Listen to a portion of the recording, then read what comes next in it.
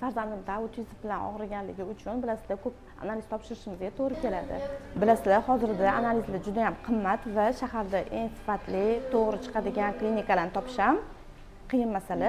Biz har doim shu genetik texnologiya klinikasiga kelib analizlarni topshiramiz.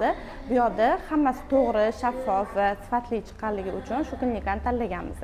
Bu yerda nafaqat laboratoriya xizmati, balkim malakali shifokorlar ham xizmat ko'rsatishadi.